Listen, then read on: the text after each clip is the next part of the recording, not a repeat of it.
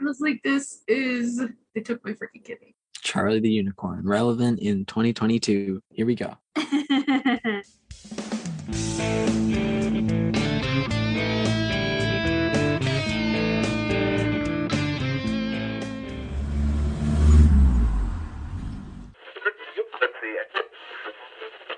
Hello and welcome to Saving People, Queering Things, the podcast where we talk about ghosts, road trips, and free will through every episode of the retro TV series Supernatural.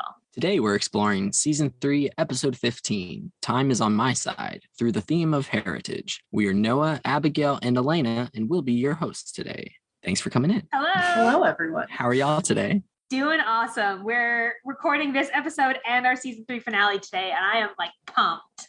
So excited. I cannot wait for Noah to see this finale, so I'm really stoked to get through this episode. It's going to be fun. I'm very excited. This one leaves off with a little bit of a big cliffhanger. Somber tone. Yeah, it's leading right up to it. I can't wait. It's going to be good. He thinks that this one's a cliffhanger. That's cute. Hey, no spoilers. Yeah, y'all have to wait a week to hear our thoughts about it, but I'm not going to have to wait as long as y'all did to get answers after the next one. So, okay. So now it is time for our 30-second recap in which we look at the road so far and this episode specifically. So for the season recap, Noah is going to take us into that. Are you ready, Noah? So ready. This is towards the end of a season, so you got a lot to cover. Noah, are you ready? I am. 3, 2, 1, go. Okay, so Sam and Dean are hunting down all the demons that they let out of hell in the last season. They're knocking them down one by one, making their way through different storylines and getting closer and closer to figuring out more about Dean and getting more and less involved with Ruby on and off. Dean's determined to die, so he still saves Sam, but then Sam doesn't want him to die because he tried living without Dean and that didn't work out well. So now he's doing everything he can to save him in the end. Didn't talk about Bella. Didn't talk about. That was like the abstract version. Yeah, didn't talk about Gordon at all.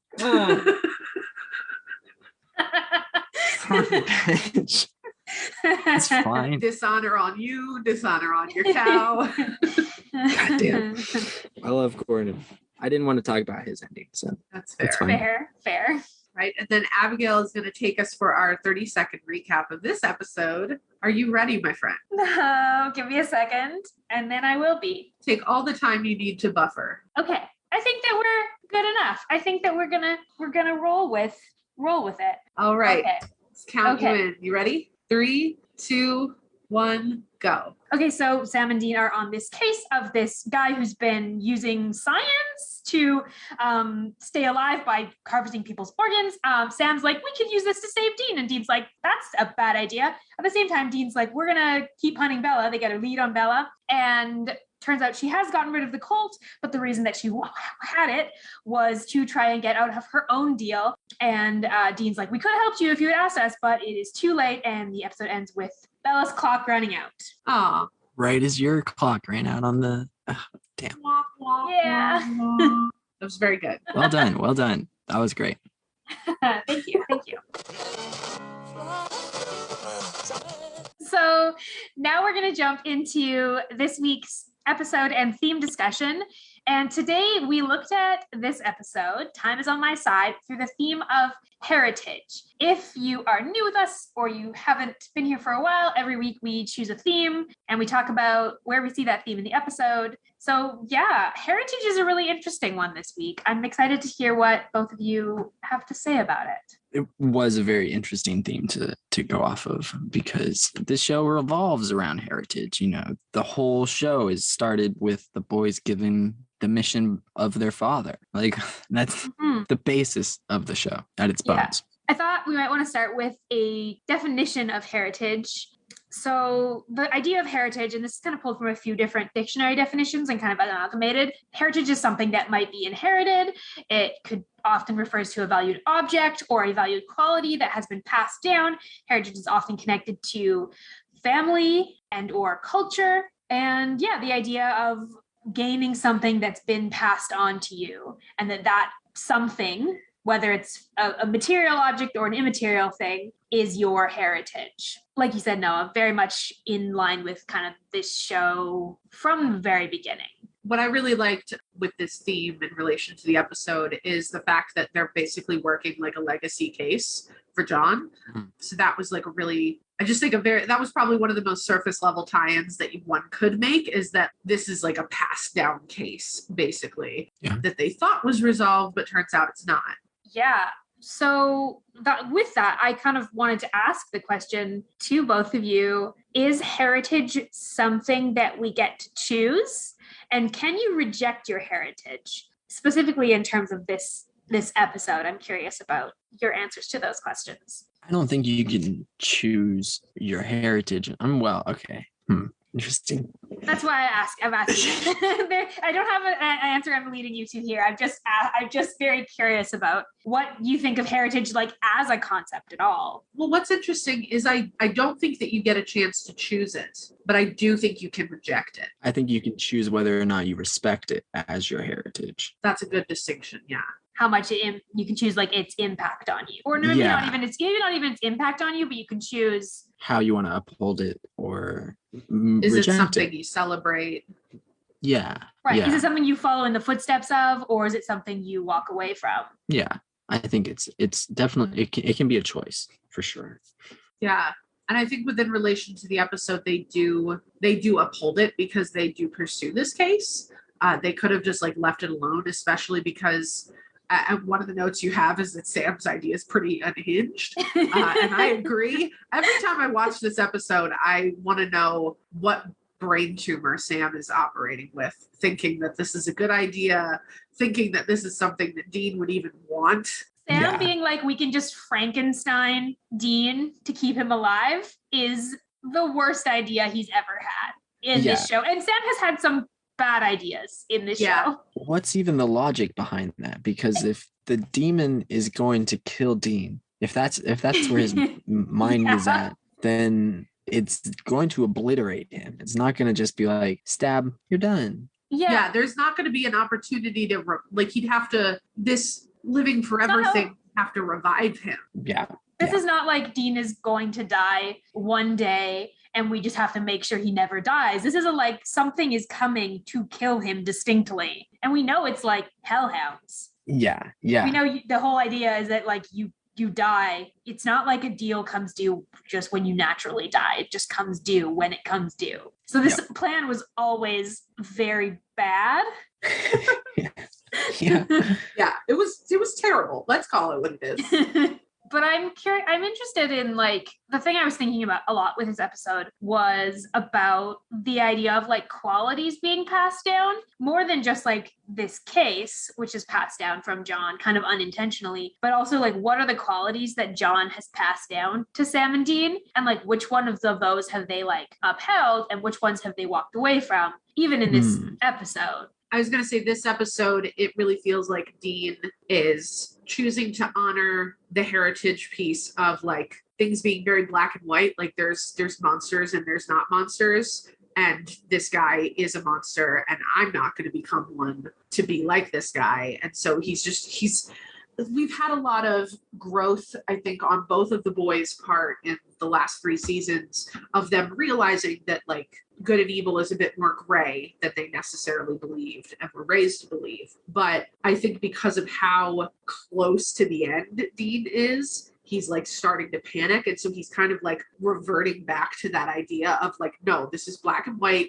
It is this or that. That's the end of it. But is he though? Because like this is not because like the black and white thing, especially I think about like in season 1, the black and white thing was so much about him like being like, if it's not human, then it's a monster, and that was the super black and white. Because like Doc Benton is human. Yeah, but I think that the way that he's managed to keep himself alive, I don't think Dean sees him as a human anymore. Right, but then I think it's like about Dean going, his choices have made him not human, not like who he is inherently. Okay, you know, that's an interesting. Which I think is sort of different from John. Yeah, and like we saw, I feel like I think about like in Bloodlust in season 2, where the first time they meet Gordon and they have the quandary of like, do we kill vampires if they're not killing people? and they decide not to kill them because they're like, they're not actually bad. Whereas like Doc Benton is the opposite of that, where they're like, Yeah. sure, you're human,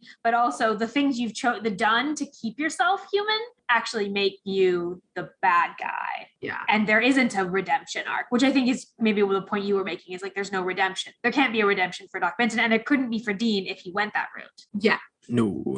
Even if you found willing people who were like on the verge of death and like, organ donors. Yeah. It'd be rough. But the thing is, if in that scenario, would it actually be morally a problem? I mean, morally, I'm no. playing devil's advocate, I can't hear. Would Dean still be a well, that's my question. Just say whatever you're gonna say. whole and redeemed character? No, he would fall down a different path if he was doing that on the regular. Yeah, he would not stay healthy and happy. Yeah.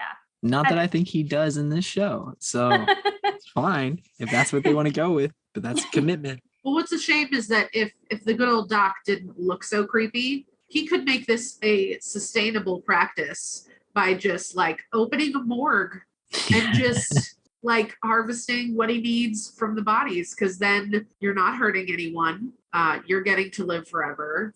But I don't know. Ethical organ collection.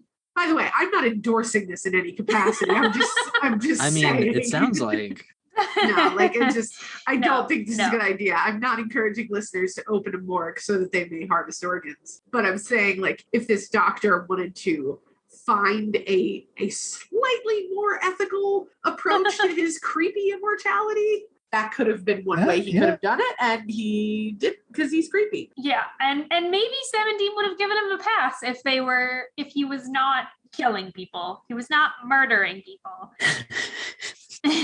Also, I just have to make this note because it had me cackling so hard. Do y'all remember the video way back in the day? It was called Llamas with Hats. Oh, of course. And then there was also Charlie the Unicorn. Oh, yes, I do remember that. All I could think of was, they took my freaking kidney. That was all I could think of this whole episode. I was just like, Yeah. I was like, yo. Yeah. I was like, they took my freaking kidney. Charlie the Unicorn, relevant in 2022. Here we go.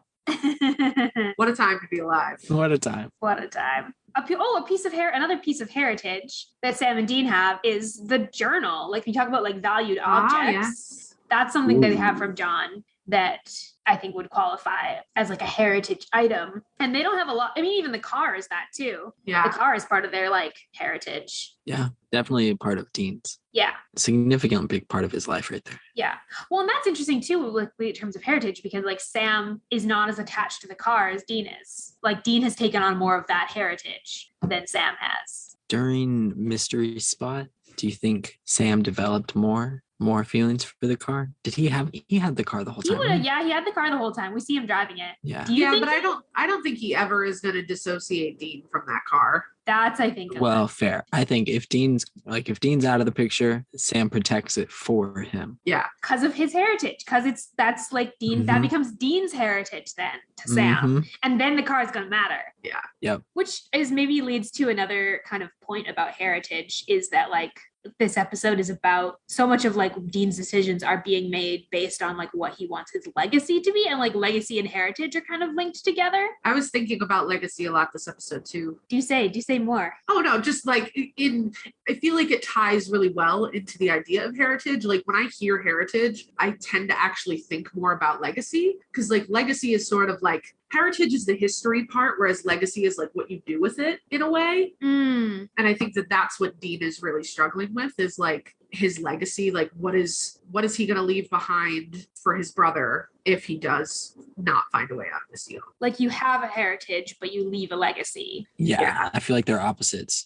ends of the spectrum. Dean's legacy to Sam is the car, whereas Sam's heritage from Dean is the car. Yeah. Oh, what did I say? Oh, okay. So something else in terms of heritage and this episode that I want to get your thoughts on is, so Sam kind of has the heritage of the demon blood, and Sam is also in this episode the one way more willing to like blur the lines of using the supernatural to get out of the deal in a way that is kind of interesting. And I'm curious as to if either of you think that, like, yeah, basically just what you think about the demon blood as Sam's sort of heritage and how is he dealing with that? He's definitely taking a much darker route about things than he has in previous seasons before he found out that it was demon blood inside him. So maybe he's leaning a bit more into that and is a bit more predisposed to some of these choices. He's influenced in deeper ways. He's Yeah, it's not like rejecting this heritage. I No. gotta wonder if, seasons 1 or 2 Sam would have been okay, like turning his brother into FrankenDean.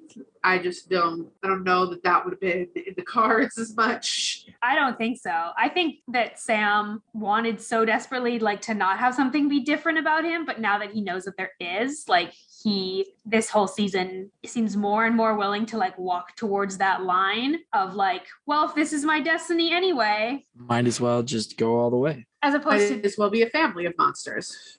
as opposed to Dean, who is, I think, doing more rejecting of like John's heritage in some ways as we go along. Yeah, well, especially because I think Dean at this point, I feel like this episode we finally see Dean snap in a sense. Like when he's in the car on the way back from Bella's, he's just like, she doesn't have it. Like there's no way out. He finally realizes like, oh shit, we're so close to this and we don't have a solution. And so that panic is setting in. And the only reason he doesn't really get a chance to sit in that panic is because seconds later he ends up in the panic of Sam getting knocked off of his phone and worrying about his brother again for the 900 gafillionth time. And I think it's a shame because it was really interesting watching that like crack in the ceiling sort of happen.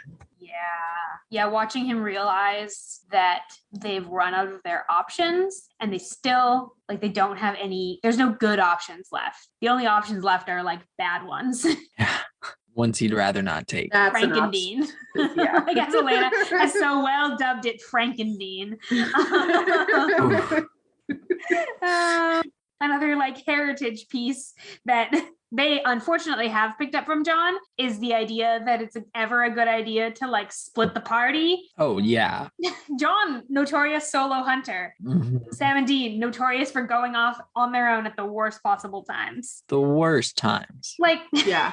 like you're going to go after Bella on your own. I don't know how they pick their time. And you're going to go after a literal monster that like cuts out people's organs on your own. I was reminded this episode, though, why I traditionally do not like this episode. And it can all be attributed to one sequence. I can't stand the thing where Sam's eyes are like this. And The then he melon holds baller. and he just, even though I know nothing happens, I but don't. I Physically can't look look at that It was scene. rough. Oh yeah, Rough. no. How was your first time through this episode? It's got some fun body horror. Yeah, it was a little intense. I mean, they didn't show all of it. They were a little scared to show some parts, but Yeah, I don't know what it is about. Like the older I get, I can't do body horror anymore. It didn't used to fuck me up as much as it does now, but now there are certain scenes in movies where I'm just like, I'm not even gonna stare. Nope, won't do it. It's worse when I know it's coming, and it was Supernatural. I know it's coming, so yeah, yeah, melon baller in the eye, not the move. Ugh. Very visceral reactions to that whole sequence. It was like kind of like, hey, how do you think you're gonna salvage the eye if you are digging in there while he's struggling? And it's not gonna be great. And it's hot. you were gonna sever the optic nerve. You were gonna just fry that nerve, and then what? You're just gonna. What's the point? You're a doctor. Yeah. You should have known better. Well, he's a doctor from the 1800s, so. Fair. Heritage was a really interesting theme to view it through. Yeah. I think this is we've had like two kind of very abstract themes in a row, which is why, next episode's gonna be a good time. returning to our roots with some good old talking about free will next week. But I think my like final feeling on like heritage, the thing I was like left with this episode was on just like the fact that what you do with heritage is kind of what's most important, and that you get to choose whether you like let that heritage define the choices you're going to make, or if you actually like, you know, sift through that heritage and go, what do I actually think is meaningful to keep? What is actually good for me to keep? And then what parts of my heritage are going to like influence me to make bad decisions? And, you know, Sam and Dean kind of walking that line with their relationship with John's heritage. It's interesting. They're always towing so many lines. Yeah. Masters of the line tow. I'm just imagining them on like a little tightrope now, just like Even more fun if you picture Dean in a tutu. These giants on tightropes. Yeah. The iconic. Okay. Well, Now it's time for our Going Meta segment, in which we track lore, the Bechdel test, pop culture, and more. Bechdel test. We do not pass. Definitely Nope. not. The closest we get to two female characters interacting is Lilith and Bella in the flashback, but they're still talking about her parents, one of whom is a male, so does not pass. Yeah. It is two named characters talking, but it doesn't pass. Yeah. And to add to insult to injury, the conversation at the very beginning, really gross plastic surgery conversation, does literally thank zero you. things to make me sympathetic towards this guy who's about to die. Like, Yeah. zero sympathy. He's dying and it's like, oh, bummer. Sorry, go fix it. You didn't deserve to die for that comment, but you did not deserve to die for that. But also, like, yeah, let's not like make really mean ageist comments about like older people's bodies. Like, yeah, don't. That'd be great. Don't. Anyway, that's the Bechdel test. So get this. I was checking into the lore for this episode, and there were a lot of very interesting things they mentioned. To kidnap a phrase from another show we do, there was a lot of fuckery going on in the lore of this episode. It's true. The most significant thing I felt was the demons that are waiting for Dean. Threats that he gets about everybody who wants to hang out with him once he's down there. That felt like the biggest reveal, because they had talked about, oh yeah, you'll be tortured, and like, yeah, people, we know you're coming, but now it's like face to face, you're 3 weeks away, this is coming up. And like, there are demons personally interested in Dean Winchester. Yeah, he's not just going to be some schmuck in hell that, you know, nobody knows. Like, there are demons who are waiting for him to arrive. Specifically. Yeah. Which makes me wonder, like, which demons and why and how, and, you know. Well, most of them probably because he put them there. They haven't put that many they have put some demons, but they haven't put, at this point, like, that many demons. Well, but I feel like they also, nope, that's going to be really spoilery. Never mind. No, just. No, it would not for seasons, but just, it would have. Yeah, no, don't, yeah. Don't say it. One thing I do want to point out that was a very like small and kind of subtle thing about that scene though, where the demon is like, you know, basically teasing him, being like, we're all going to come after you. I really appreciated Dean's line to Sam when he tells him like to do the exorcism. He's just like, you know, send him somewhere he can't hurt anybody else. Like, that to me felt like this very, very soft little moment of like, Dean really is still Dean, you know, even as he's panicking, even as he's like getting to this like end that he's unsure about, like, that line is a good line to sum up Dean. He is always going to make sure that he's doing whatever he can to make sure the least people are getting hurt. And that was just, it's an aside, but it was a really nice note. Yeah, I was noticing that. I noticed that too, particularly because I actually first noticed that scene where they're like interrogating the demon, and it's so different from like their earliest interactions with demons. Like, I think about like Meg the first time. Yep. And how much everything changes when they realize, when Bobby reminds them that there's like a human still in there, as opposed to this scene where it's so much harsher. And yes, the things they're doing are not actually going to hurt the person. Like, it's like holy water and things like, and salt, which don't hurt a person, but there's still like an edge to it that they didn't have back in seasons 1 and 2. There's a desperation there at this point. But then, yeah, like you said, we get that line from Dean at the end and there was an attempt to, like, they weren't able to save this person because apparently the demons have been like riding these vessels really, really hard, which is another interesting thing of like the demon, you know, we're finding out that there's more collateral damage than like the Winchesters, whether it's like the stakes are being raised for everyone. Yeah, including like people who just kind of got in the way. That's tough and a sign of worse things to come. Yeah. I'm excited. Lilith is clearly a force to be reckoned with on all fronts. Yeah. How was that reveal for you, Noah? Because I mean, you've like spent this season not knowing who holds Dean's deal. And any like guesses now that you know, like anything you... I mean, once they revealed that a specific demon holds the deal, I was kind of like, okay, well, who's the demon they've been bringing in all season? Got to be her. Got to be Lilith. But it was good. I mean, it was well revealed, and she's already a threat, and so it just makes. I really just wanted to hit next and go to the next episode, but I couldn't. So here we are. We'll get there. You will be rewarded for your patience soon. Yeah, we're literally going to watch the finale as soon as we're done recording this episode. We're watching it together because Elayna and I decided we really need to see Noah's reaction. I'm excited to see your reaction happening. It's going to be good. There are more lore things because there are a lot of them. First off, this monster, like Doc Benton, is based on like a real legend of a guy that did, you know, basically what happens in the box, like basically this episode. Wait, really? I didn't know that. Yeah, so that's one thing. But I think what's more interesting in terms of lore is the backstory of John's interaction with Doc Benton, which would have happened in 1983. So this is like a really, really, really early hunt for John. Like this is like within 6 months, I think, of Mary's death. Yeah, I was going to say 83. So, Before or after? It's after Mary's death. Okay. Yeah, because John's not into the hunting world until after Mary's death, but it's like very shortly thereafter. Wait. It would have to be within 2 months then, because Mary dies November 2nd. Yeah, so the dates on this are a little dicey, particularly because this incident is actually detailed in one of the Supernatural comics. And in that comic, they actually say it's 1982, which is impossible given the canon of the show. So I think most people kind of, when they trace it out, go, it's somewhere 1983, probably like very shortly after Mary's death. Gotcha. But yeah, like the timeline, as in Supernatural things, is a little janky. And you know what? You were like about to say something. Yeah. Isn't the new Winchester show John getting into the hunting life?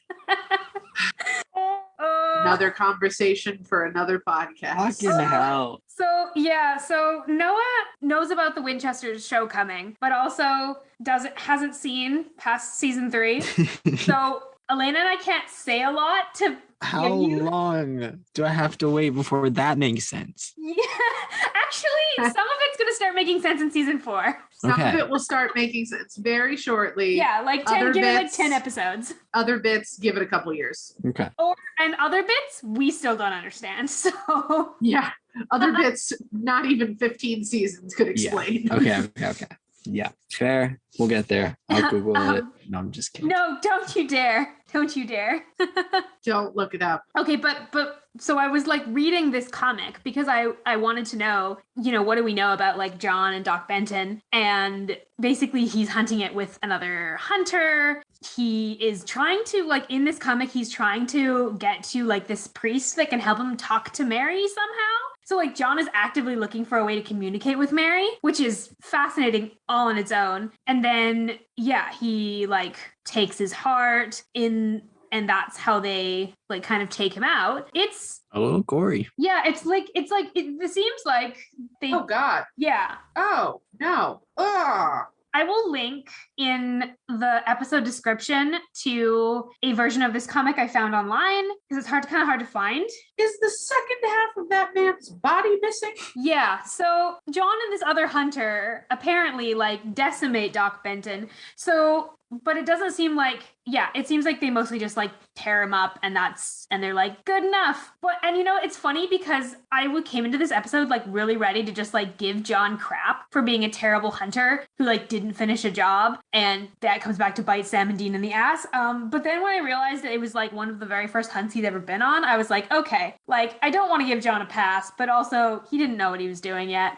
And I can't really fault him for this hunt not being totally finished, especially since Sam says like there's no super, like this isn't like a witch thing. It's just like science, apparently. Well, but that's Wink, what wink. bugs me, because if it is just science, the human body needs a heart to function. And so if your heart gets ripped out, and as this comic illustrates, your entire lower half is missing from your body, I don't see how you can have the wherewithal to do proper medical surgery on yourself to replace said heart and lower half of your body. Yeah. I have questions. Yeah, someone else has got to be helping. Yeah, that's the thing is I don't buy that this is not a supernatural thing. Like I think there's something witchy involved here. Like Doc's got to be doing something witchy because it doesn't make any sense otherwise. And like Sam, also Sam, pre-law, Stanford, you don't know enough about biology to be like, I understand this. And it just seems like it's just science. The science makes sense.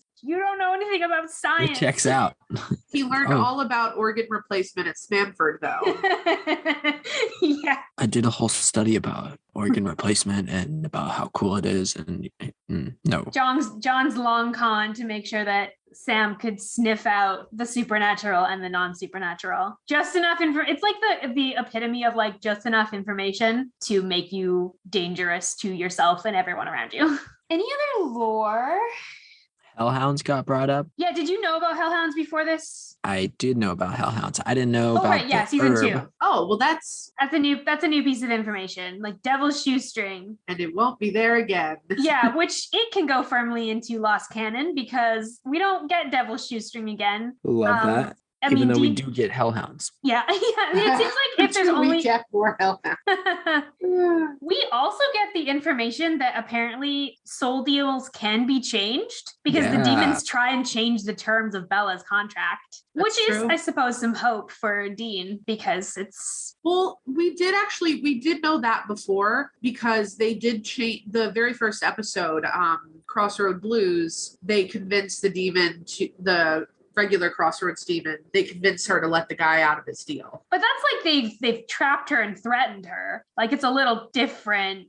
It feels a little different, but I guess that's true. Yeah, because I mean, in both instances, like it's totally different in that they're coercing her, and in this case, like Lilith makes the decision to. But in both cases, they were able to make a change to it. Up until this point, I don't think that was something that we were really sure of. Yeah, and they didn't. And Sam and Dean have kind of said, like throughout the season, Dean's been like, "Yeah, we can't deal with that with this demon. What we did in season 2, like we can't just go and threaten it. Well, we have to kill this demon to get out of the deal." And that is unclear as whether or not it'll work. We'll see. We'll see. Oh yeah. Any ideas as to who has the cult, Noah? Someone has the cult. Any guesses? Well, so it's got to be someone with money, right? Or something valuable enough that Bella would trade it. Mm-hmm. But it'd have to be crazy valuable. I don't remember any other rich characters or well-off characters.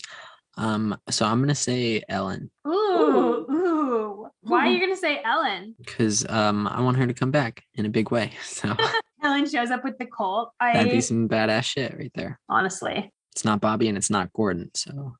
We have not seen Ellen in a hot minute. Yeah. How long has it been? Season 2. Since the finale. Yeah, right? Yeah. She doesn't show up at all in season 3. Damn. Ellen and Joe. Come on. I know. They're just not present, which is weird. They're off killing demons of their own, I guess. They're off also cleaning up the Winchester's mess. Yeah. Most people are. I'd love them. Well, that feels like a fantastic spot to wrap it up and move into pop culture, where we are tracking everything that they talk about related to anything pop culture or trivia, fun facts about the episode. It's kind of a free-for-all. This is the best. Right off the bat, they start with The Walking Dead. They reference that. They're not referencing that, though, because The Walking Dead was not out yet. Yep. The comic wasn't? The comic may have been. Actually, that's true. So Dean reads The Walking Dead comics is what you're telling me this week. I hope so. Oh, I love this. I love this. It's way better. I actually heartily accept. Let me see. We're in Dr. Medicine Zombie. Yeah, 2003 is when it started. Okay, yes.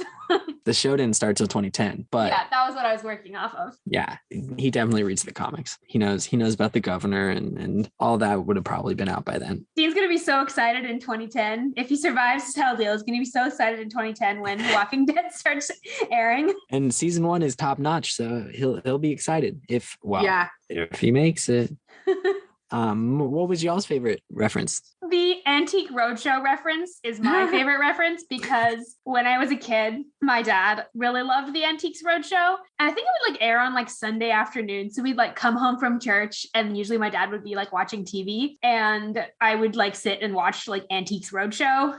Like little me liked the history, but also just like weird historical artifacts are interesting. A lot of Antiques Roadshow is pretty boring, but like weird historical artifacts is kind of interesting. And the idea that Dean like also has seen Antiques Roadshow is very fun to me. Oh yeah, he's a big fan, clearly.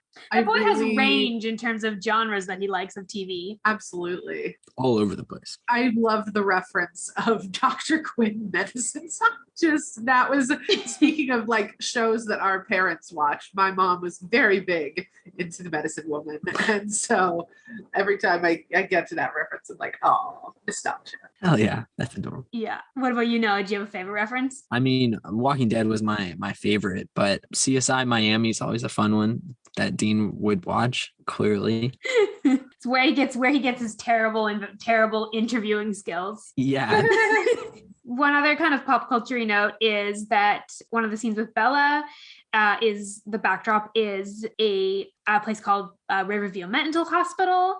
This is a really, really common filming location in the Lower Mainland, where I grew up. And they use this more than once in Supernatural. They will be using it for like almost the entire run of the show. They use the inside of it. They use the outside of it for a lot of different shots. I'm not sure if this is the first time it shows up. I can't remember. But it also, other notable things filmed in or around this old hospital is Deadpool, The X-Files, Watchmen, Arrow, Smallville, Prison Break, Riverdale, like everyone. If you filmed in the Lower Mainland and you're filming something kind of creepy or that you need to like abandoned hospital, that's probably where you filmed it. Damn. It has a super messed up history. It was a super bad psychiatric facility that closed not that long ago, considering, and now is mostly used for filming. So it's a little tidbit. Fun fact about that, there's a similar sort of asylum place in PA that's like really famous for like being haunted and all this, having this terrible history. Same with this one. They kidnapped the name of that for the asylum in Stranger Things. So when they refer to Penhurst Asylum, that's from near me. That is pretty cool. That's a fun bit of color. So that moves us into the last part of our going meta, which is gaydar, sexuality, gender, relationship dynamics. You do her ear. Hey man, I'll try anything once, but I don't know. That sounds uncomfortable. Yeah, see, that's the one note I had. I said not a big presence of gaydar in the relationship in this one, but that line sounds uncomfortable. Right off the bat, Wait a second. He's given some bisexual vibes by saying he'll try anything once. That's how it always starts, okay? I'd like to point out everyone I've ever talked to, whoever said, I'll try anything once, has all come out as queer in some form. That is true, but I have to point out an egregious error of this episode that I've just realized. Have we mentioned Rufus at all? I loved Rufus. Yeah, oh my let's talk God. about Rufus. Not know Rufus that- fits in I this know that section, but just Rufus- in general. Yeah. But he's gender, so like it works. Yeah. You're not are wrong. not wrong. Love Rufus. Rufus is one of my favorite side characters. This is his first time. The way he's just so like, fuck off to Dean, and Dean's like, hey, one last, hey, this whiskey changes his The whole demeanor. smile on his face. He's From like, that I'm moment, gonna I was worm like, my way in. this guy. I love that's all it took. Is just all it took, and he spills all of the tea. Uh-huh. He said, Bella. oh, so you're Bobby's boy. Okay, I got you. Yeah. Happy to report, Noah, that he's a recurring character. Good. You will actually get more of. He's wonderful, Okay. and I love him. Good. My headcanon, and I think many other people on the internet, is that him and Bobby had a thing at some point. Mhm. Wait a minute. Back in How the has day. this never occurred to me? You've never heard this theory, Elayna? This theory has somehow missed me. The Bobby Rufus Boofus. secret.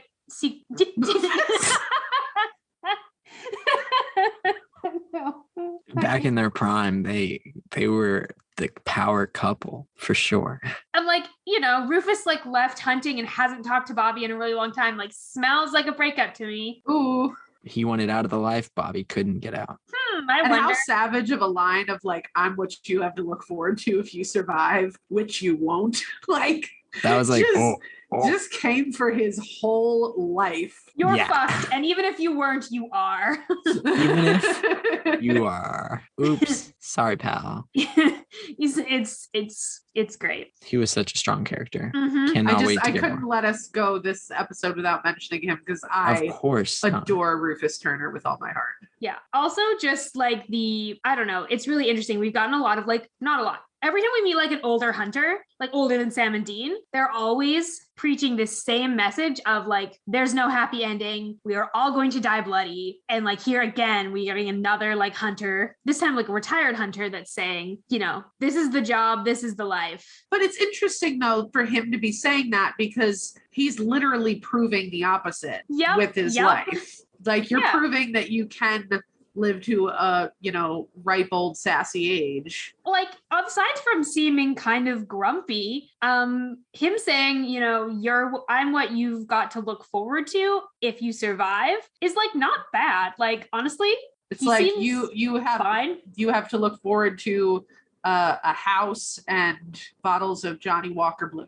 And being a resource for like other people about supernatural things, but you're still alive. Yeah. He's probably lost a lot, but he hasn't recently, hopefully. He seems lonely, which I think maybe is the point he's trying to make, is that like even if you do get out, you will never have a normal, like you'll never be a civilian, like because he doesn't give off civilian vibes, even if he's not a hunter anymore. He's on desk work.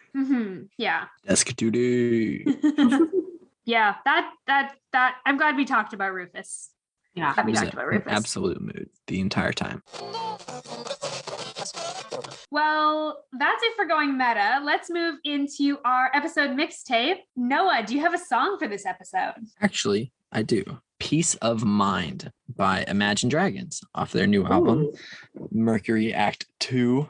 Love it. It's a phenomenal song talking about no matter how hard I try, and I do try in every way imaginable, no matter how hard I try, I can't get any peace of mind. I can't just get a moment to myself to breathe and deal with my own issues. I'm always trying to help everybody else be okay. And that's kind of where Dean's at in this moment. He's trying to get just some peace of mind, some quiet time to be alone with his brother. And his brother's all wrapped up trying to figure out how he can get more time. Yeah, that's a good one. What about you? What do you got?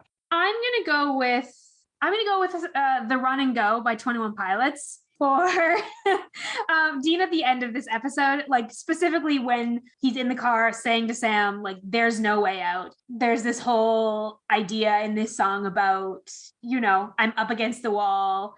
I hear them coming. I've killed a man and all I know is I'm on the run and go. And yeah, that's where Dean's at. Out of options and out of time. Absolute banger of a track. Blow me some good 21 Pilots. Showing my Tumblr 2012 era. Anytime Tyler or Josh want to come guest host, heartbeat. Putting that out there. Jim Carrey, 21 Pilots. You guys are welcome. The official invites from the Queering Things team. Yeah. Elayna. Okay. Yes. Okay, so my episode mixtape contribution this week is going to be the song Human by Rag and Bone Man. One, because I feel like they're playing with the question of like what is and isn't human in this episode a lot. And then there's also just this lyric, do you see it clearer or are you deceived in what you believe? Because I'm only human after all. And that just kind of makes me think about Bella a little bit and like how she was sort of deceived into like making this deal because her life was really hard and it ended up being something that cost her her life. But I don't think she had any concept of that's what she was doing when she was 14, So yeah, it's a good song for multiple reasons and just because Rag and Bone Man is shiny. And everyone should listen to it. Excellent mixtape contributions today. All around. I'm impressed.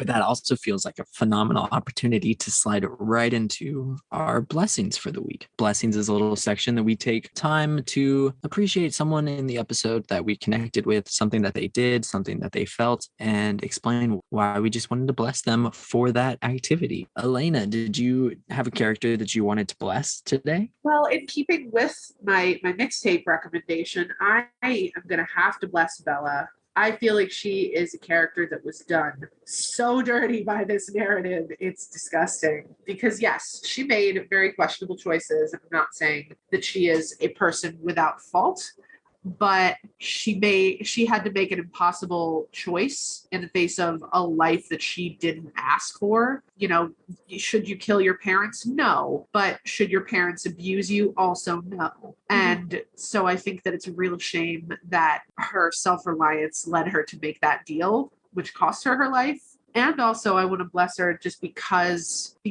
of how hard I think, how much that self-reliance cost her because of the thing that Dean says to her, like, we could have helped you. And you know that they would have, but they just didn't know because she didn't allow them to get close enough to know that. And they were so fixed on a certain idea of her that they never stopped to consider that there was more to her. Exactly. And when you think about it, they never find out why she made that deal. So all they know is that she made it, not why she made it. We as the viewer know because we get those little flashback bits. But it haunts me constantly to think that like what would Sam and Dean have thought of her if they knew what it was that she was trying to get rid of her parents for? It wasn't for the money. It was because she wanted to get rid of her abusers. So blessing for Bella. Yeah. R.I.P. I'm going to keep with my tradition and I'm going to bless Sam. He makes questionable decisions in this episode for good reasons, but they're no less questionable. Sam needs someone to sit down with him and be like, let's come up with a strategy for when we feel out of control. And I see Sam sort of like battling against everything that everyone is telling him this season, which is like, A, you were supposed to be in some sort of power position in hell. B, your powers are, really powerful. And C, your brother is going to die. There's nothing you can do about it.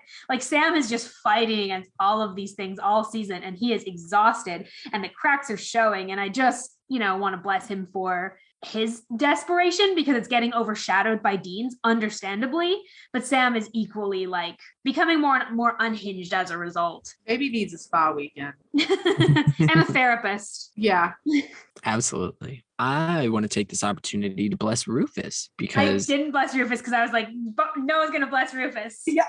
Perfect. Yeah. I mean, he's a safe spot in a storm for the boys and for, I imagine, other hunters out there, specifically Bobby and whoever Bobby sends his way. I like that he has gotten out of the life and still respects the people in it enough that knows what they're going through and is there to help them however he can, if they come to him in the right way. They have to come open and willing to listen to what he has to say because he has a lot to say. Come correct. And by correct, we mean with booze.